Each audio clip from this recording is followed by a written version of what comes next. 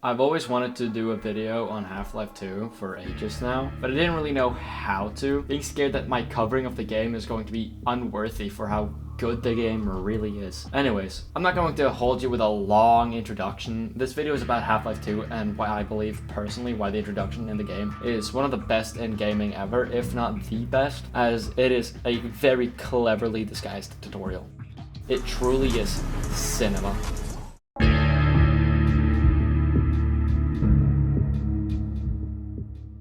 So, after the G-Man puts you into stasis at the end of Half-Life, he comes to wake you up 20 years later or so. I'm in Fortnite, Mr. Freeman. It's time to wake up and hit the gritty. He gives a speech that talks about how Gordon's efforts were amazing the last time he needed him, and that his employers want him to be active again, so his time has come.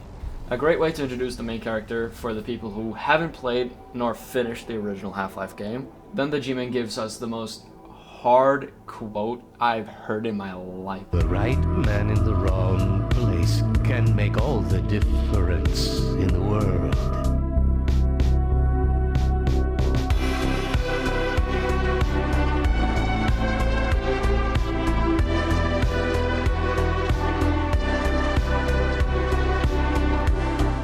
The G-Man puts you onto a train entering what we learn is City 17, one of the last, if not the last, safe city in the world, as the rest has been completely overtaken by either zombies or Combine. There are only 2 men on the train with you, so you go up and talk to them. I didn't see you get on.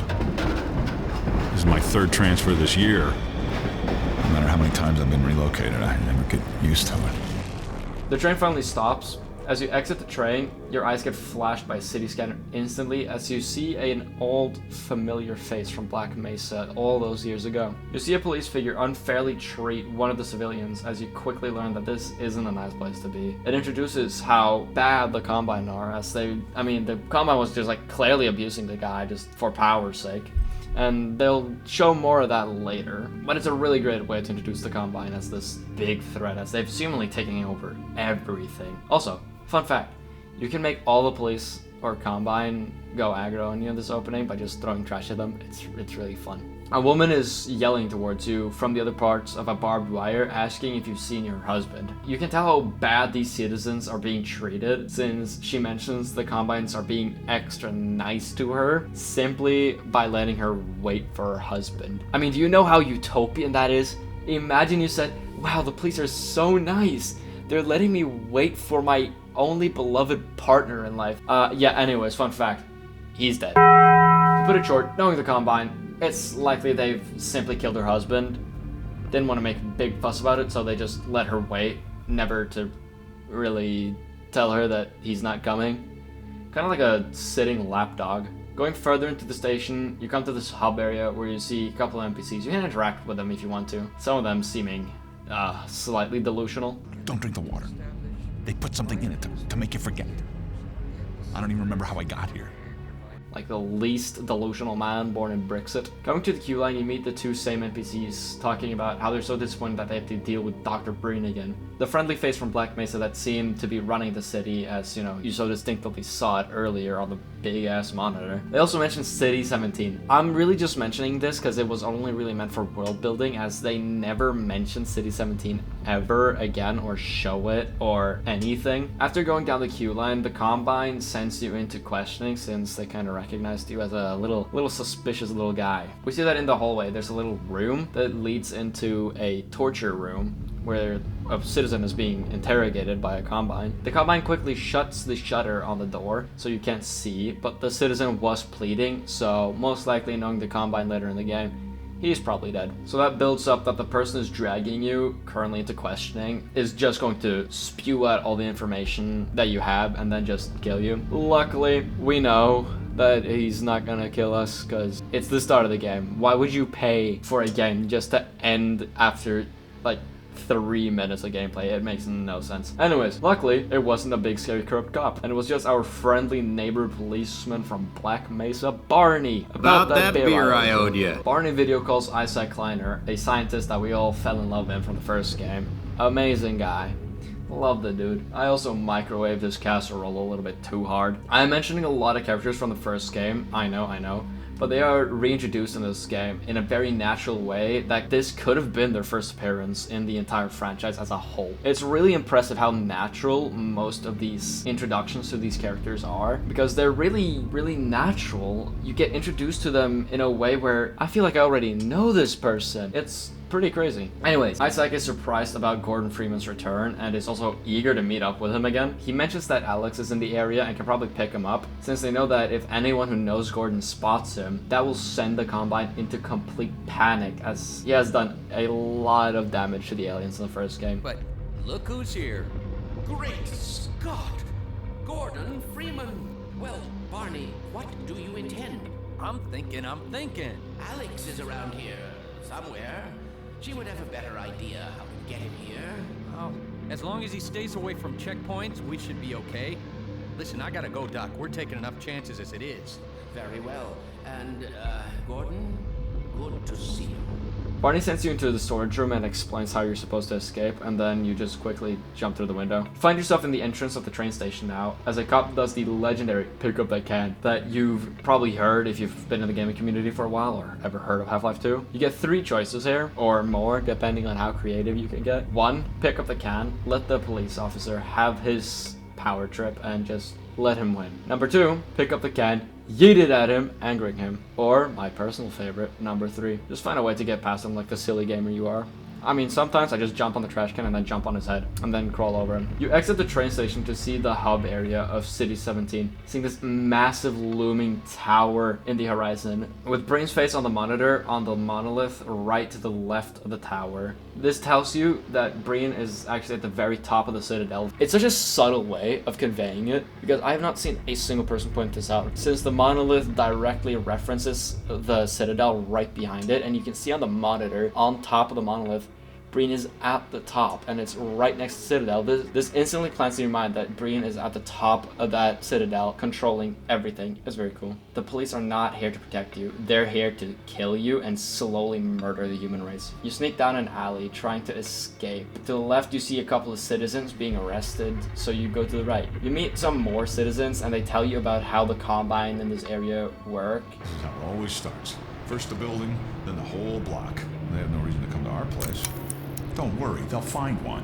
In front of you, there's a playground, and if you choose to go close enough to the attractions, you will hear echoing children crying. You see, if you listened closely earlier, you would have picked up that Breen was talking about some anti-reproductive force field that our benefactors had set up. This has caused all the children to seemingly grow up and, or maybe even worse, be killed. Knowing the hostility of the Combine at this point, it's sadly most likely the latter option, and the echoing children kind of just reflects the fact that there are no children left. The human race dies with this generation. You enter a building as you had nowhere else to go at this point. Walking up the stairs, you can see a group of Combine raiding an apartment, so you choose to walk another way. Walking the other way, you meet the most sober man in an Eastern European country to exist. Was that you knocking?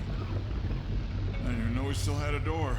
After wandering around for a little bit, the Combine's logging system named Overwatch has noticed one too many specimens inside the building you are currently in. A citizen waves at you, tells you to run and get to the roof as fast as possible. While he's doing that, a woman comes running, screaming, and then the Combine just go and kill her. And then this big chase sequence happens. I'll just let this sequence play out, as I think that this chase sequence is amazing, and that my words could not do justice retelling it. So here it is. Inform. Cooperate. Assemble. Get in here, quick! Keep moving! Head for the roof!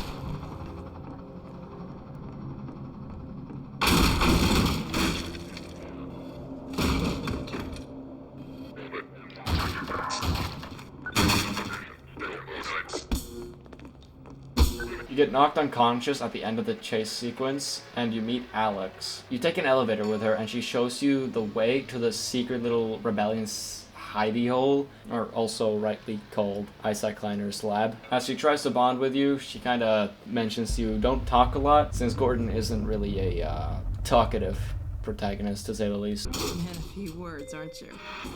So, why do I think this is one of the greatest video game introductions of all time? Well, it's simple. It introduces you to the world, all the main cast, it shows you how to play the game without ever taking control away from the player, except for that one scene with Alex Vance where you get flashbang and stuff.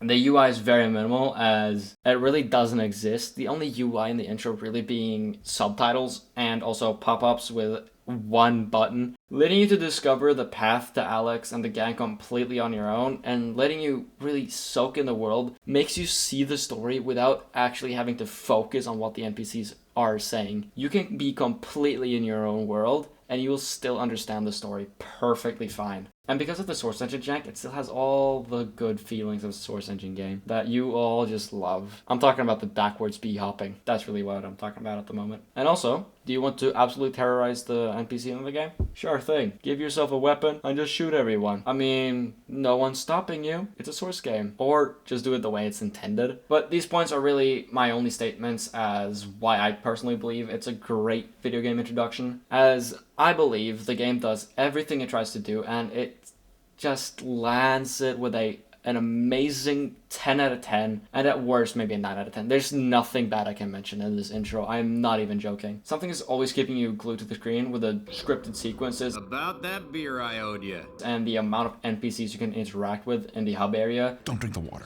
It seems real. This is the pinnacle of show, don't tell, as they show us the Half-Life world. Half-Life 2's intro is really what Valve really wanted. It's an amazing lore-rich world with stories that they're just not gonna tell you because that's actually not a part of the story. We've just built this incredibly lore-rich world that has no leading points to any other story than except that we're gonna reference a bunch of stuff and then just not cover it in the slightest, because it's just a world. Anyways, that's everything about the Half-Life 2 opening that I at least could comment on. Hope you enjoyed the video. Please share your opinion down below in the comments. I would greatly appreciate it. Anyways, I know this video was a little bit rushed. It was very rushed. It was made in 2 days.